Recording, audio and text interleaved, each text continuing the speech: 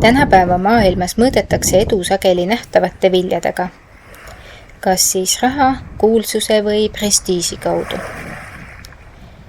Meil on igapäevaselt võimalus jälgida oma eeskujusid ja imetleda neid, kes on suutnud saavutada seda, mille poole ise püüdleme.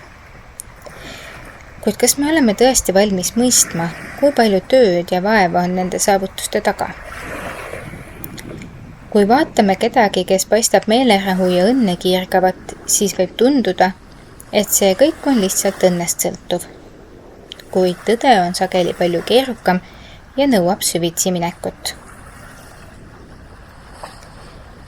Edu saavutamiseks ei ole maagilist valemit, mis sobiks kõigile.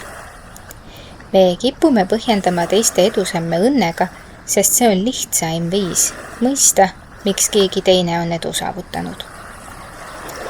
Kui mõtleme näiteks kuulsusele, mis kaasneb filmistaariga või ettevõtja suurtele saavutustele, siis tundub, et see on lihtsalt kokkuvõte kõigist õigetest valikutest, õiges kohas ja õigeaegsetest juhustest. Aga kas tõesti on see ainult õnn?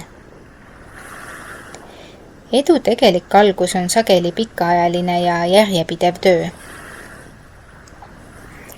Kui võtame arvesse kõiki neid inimesi, keda imetleme, näeme, et nende edu ei ole saavutatud üleöö ega kiirelt.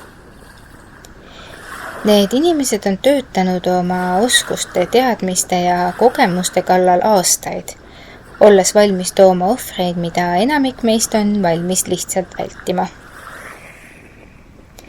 Edu saavutamine on sageli seotud valikuga olla valmis õppima oma vigadest ja pühenduma sellele, millesse nad usuvad. Meie kipume aga uskuma, et õnn on ainus tegur, mis eristab meid neist, keda imetleme. Meil on lihtsam öelda, et neil vedas, sest siis ei pea me tunnistama, et me ei ole panustanud sama palju. Me ei ole valmis andma endast kogu seda vajalikku tööd. See on soodsam mõtlemine, sest see vabastab meid vastutusest ja pingutusest. Siiski on tõde see, et nende inimeste edu ei seisne ainult õnnes, vaid püsivuses, tööeetikas ja suurest armastusest oma tegemiste vastu.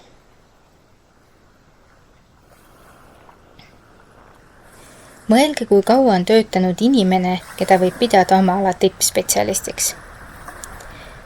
Või kui kaua on kulunud aega sellise ettevõtte loomine ja ehitamine, millel on praegu rahvusvaheline mõju. Aastaid tagasi olid nad samasugused nagu meie, alustades, tehes vigu ja õppides pidevalt. Nad ei andnud alla, kui asjad ei läinud kiiresti. Nad ei lasknud end heidutada esimesest läbikukkumisest. Kõik need katsumused viisid neid lõpuks sinna, kus nad on täna. Nende edu ei ole tulnud päevaga ega õnne läbi.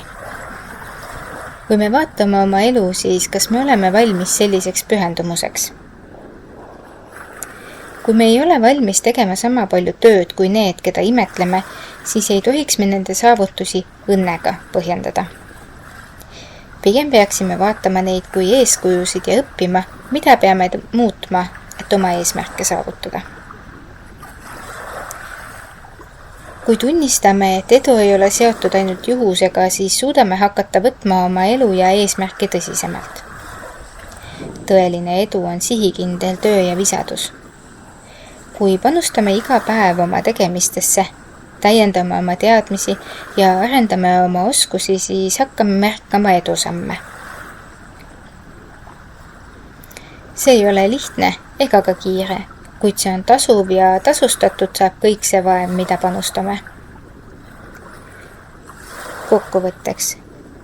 Kui me tahame saavutada edu nagu need, keda imetleme, siis ei piisa ainult sellest, et mõtleme nende edust kui õnnest.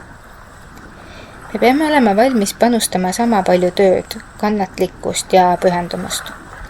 Ainult siis, kui me suudame anda endast parima ja teeme tööd, suudame astuda sammu lähemale oma unistustele ja oma edu saavutustele. Edu ei ole õnn, see on hulk töötunde, palju tarkust ja lõputult visadust. See on midagi, mida me kõik saame luua. Aitäh ja peatse kuulmiseni!